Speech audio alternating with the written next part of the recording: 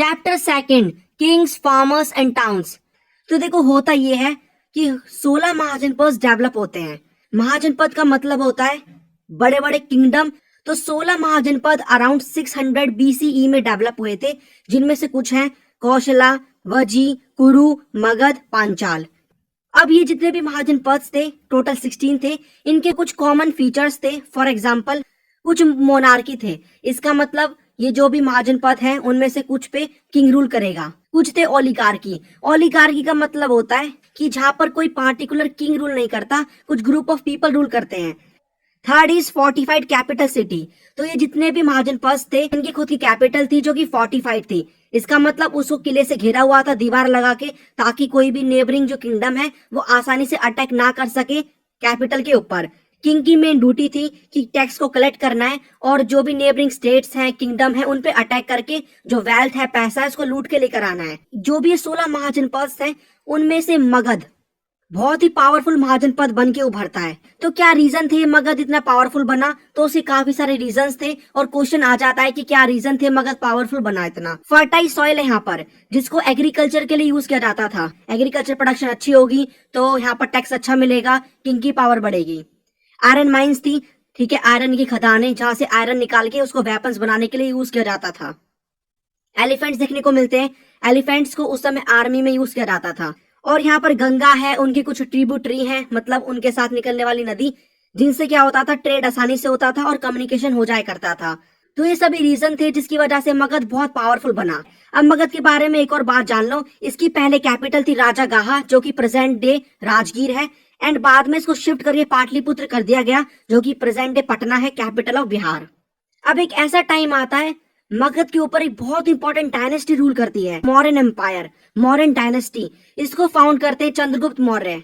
अब हमें ऐसे कौन कौन से सोर्सेज मिले हैं जिसके थ्रू हमने मौर्यन एम्पायर के बारे में पता लगाया है? हमें एक बुक मिली है जो कि कौटिल्य, जिनको चाणक्य भी कहा जाता है, अर्थशास्त्र इन्होंने बुक लिखी है, उसके थ्रू हमें इंफॉर्मेशन मिली है। मेगास्थनीज चंद्रगुप्त के कोर्ट के अंदर इन्होंने इंडिका नाम की बुक लिखी है। और कुछ अशोका ने बहुत सारे पिलर्स बनवाए थे, इंस्क्रिप्शंस बनवाए थे, जिनके थ्रू हमें मौर्यन एम्पायर के बारे में इंफॉर्मेशन मिलती है। मौर्यन एम्पायर को फाउंड किया चंद्रगुप्त मौर्य ने, और उसके बाद आते हैं बिंदुसार, उनके सन, और उनके सन आते अशोका। अशोका बहुत इंपॉर्टेंट और पावरफुल रूलर थे। ये क्या करते हैं, बहुत बड़ा जो एरिया है उसको अपने कंट्रोल में ले लेते हैं, धम्म की पॉलिसी को स्टार्ट करते हैं, जिसके अंदर था कि जो भी स्लेव्स हैं, एल्डर हैं, उनको अच्छे से ट्रीट करना है और ब्राह्मण्स को अच्छे से ट्रीट करना है। जितने भी रिलीजन है उनकी रिस्पेक्ट करनी है, वॉर नहीं करना है कभी भी। और इसी मैसेज को स्प्रेड करने के लिए उन्होंने क्या किया, धम्म महामताज नाम के जो ऑफिसर्स हैं इनको अपॉइंट किया। इनका काम था इंडिया के डिफरेंट डिफरेंट पार्ट में जाना, ठीक है, इवन डिफरेंट डिफरेंट कंट्री में जाना, और ये जो अशोका की पॉलिसी है, धम्म की पॉलिसी, इसको स्प्रेड करना।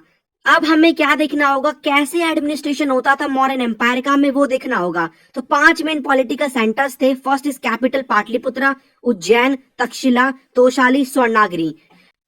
मेगास्थनीज, जिसके बारे में हमने पढ़ा, जो कि चंद्रगुप्त मौर्य के कोर्ट में थे, इन्होंने अपनी बुक इंडिका में कमेटी के बारे में मेंशन किया है, जिनका काम था, डिफरेंट डिफरेंट फंक्शन थे। फॉर एग्जाम्पल एक कमेटी के बारे में लिखा है उन्होंने, जिसके अंदर 6 सब कमेटी थी। एक कमेटी करेगी नेवी का काम, मतलब नेवी मैनेज करना, उसका सारा काम जो भी होता है, ट्रांसपोर्ट मैनेज करना। थर्ड कमेटी का काम होगा फुट सोल्जर्स मैनेज करना, उनको देखना, उनकी देखरेख करना। Horses. Fifth is about chariot को प्रिपेयर करना, इसको वो ट्रेड के लिए यूज करते थे। एलिफेंट। तो आप देख सकते हो कि किस तरीके से उन्होंने क्या किया, काम का डिवीजन किया, और बहुत ही बेहतरीन तरीके से एडमिनिस्ट्रेशन चलता था, सारा काम चलता था। उसके बाद क्या होता है, एक टाइम पे मौर्यन एम्पायर का एंड हो जाता है। उसके बाद काफी डिफरेंट जो किंगडम है, छोटे छोटे किंगडम है, वो सेटअप होते हैं इंडिया के ऊपर। उनमें से एक है कुशाण। इन्होंने क्या किया, देवापुत्रा जो नाम के टाइटल है उसको अडॉप्ट किया। देवापुत्रा का मतलब सन ऑफ गॉड। गुप्ता ये भी बहुत बड़े रूलर थे, इन्होंने काफी एक्सपेंशन किया और बहुत बड़ा एम्पायर बनाया। अब उस समय एग्रीकल्चर किस तरीके से हो रहा था, क्या चेंजेस आ रहे थे, कौन कौन सी टेक्निक को यूज किया जा रहा था एग्रीकल्चर में, वो देख लो। अब यहाँ पर आयरन इन्वेंट हो चुका था, तो आयरन का यूज हो रहा था, आयरन प्लो का यूज हो रहा था। उसके बाद इरिगेशन के लिए लोग क्या कर रहे थे, वेल्स, ठीक है, टैंक्स, इन सबको, कैनल्स, इन सबको कंस्ट्रक्ट कर रहे थे, सो दैट वाटर की जो रिक्वायरमेंट है फील्ड्स को, क्रॉप को, वो मिल सके। अब यहाँ पर क्या होता है, जब ये जिस टाइम पीरियड की हम बात कर रहे हैं, उसमें नई नई जो सिटीज है वो डेवलप हो रही थी, जैसे कि पाटलिपुत्रा, उज्जैन, मथुरा, पुहार। जैसा कि मैंने आपको बताया था कि हम पॉलिटिकल लाइफ के साथ इकोनॉमिक लाइफ के बारे में भी बात करेंगे, तो यहाँ पर आपको ये देखना होगा कि ट्रेड कैसा था उस समय। तो काफी सारी जो चीजें थी उनका ट्रेड होता था। फॉर एग्जाम्पल गोल्ड, बहुत सारे मेटल्स भी थे, बहुत सारी ग्रेन्स, सॉल्ट, पेपर। अब देखो क्या हुआ, जो भी रूलर्स थे उन्होंने सोचा कि अब हम ट्रेड कर रहे हैं तो उसके लिए हमें कॉइन्स चाहिए, तो उन्होंने कॉइन्स बनवाने शुरू किए। और कॉइन्स की जो स्टडी होती है उसे न्यूमिस्मैटिक कहते हैं। तो what is numismatic? Numismatic is the study of coins. तो इंडो ग्रीक्स थे, ये पहले ऐसे रूलर्स बने जिन्होंने ऐसे कॉइन्स को इशू किया जिसमें इमेज होगी कॉइन उसकी, किंग की, और साथ ही साथ नेम भी होगा।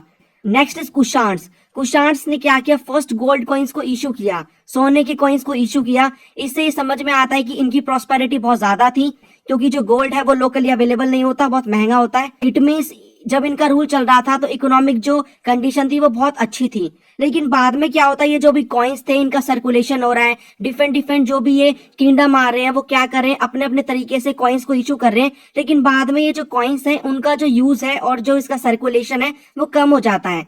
तो ऐसा माना जाता है कि जो रोमन एम्पायर है मे बी वो डिक्लाइन हो गया होगा, या फिर कोई इकोनॉमिक क्राइसिस आ गया होगा। अब यहाँ पर हमने जाना कि जो भी इंस्क्रिप्शंस होते हैं वो मेन सोर्स है। तो फर्स्ट ऑफ ऑल इंस्क्रिप्शन क्या होते हैं? इंस्क्रिप्शन कोई भी राइटिंग है, आप कुछ भी लिख सकते हो हार्ड सरफेस पे, आप पिलर के ऊपर लिख रहे हो या स्टोन के ऊपर कुछ भी लिख रहे हो तो वो इंस्क्रिप्शन है। और इंस्क्रिप्शन की स्टडी को एपिग्राफी कहते हैं। तो जेम्स प्रिंसेप जो कि ईस्ट इंडिया कंपनी के अंदर एम्प्लॉय थे, इन्होंने क्या किया, ब्राह्मी और खारोस्ती दो स्क्रिप्ट को डेसिफर किया। इन स्क्रिप्ट को यूज करके अशोका ने इंस्क्रिप्शन तैयार किए थे, तो उनके बारे में पता लगाया। अब जब भी कोई भी एपिग्राफिस्ट है उसको क्या करना होता है, इंस्क्रिप्शन को रीड करना होता है, तो उसे काफी प्रॉब्लम फेस करनी पड़ती है। जैसे कि आप देख सकते हो, इतने पुराने टाइम पे हमें कोई इंस्क्रिप्शन मिल रही है तो वो डैमेज भी हो सकती है, टूटी हुई भी हो सकती है। उसमें जो भी लेटर्स हैं, स्क्रिप्ट यूज की गई है वो फेंटली भी हो सकती है, धुंधली भी हो सकती है। सिंबल्स होते हैं किसी में, हमें नहीं पता सिंबल का मीनिंग क्या है, इसीलिए आज तक हड़प्पन जो स्क्रिप्ट है वो डेसिफर नहीं हो पाई है। और यहाँ पर क्या होता है कि जो भी किंग्स है उनके बारे में ही मेंशन होता है, जो भी लाइफ होती है नॉर्मल पीपल की उसके बारे में मेंशन नहीं होता। तो ये भी एक लिमिटेशन है, इससे हमें नॉर्मल लाइफ जो है पीपल की, उनके बारे में, उनके ऑक्यूपेशन के बारे में ज्यादा इंफॉर्मेशन नहीं मिलती। So this was our second chapter. ऐसे ही हम सभी चैप्टर्स को कवर करेंगे।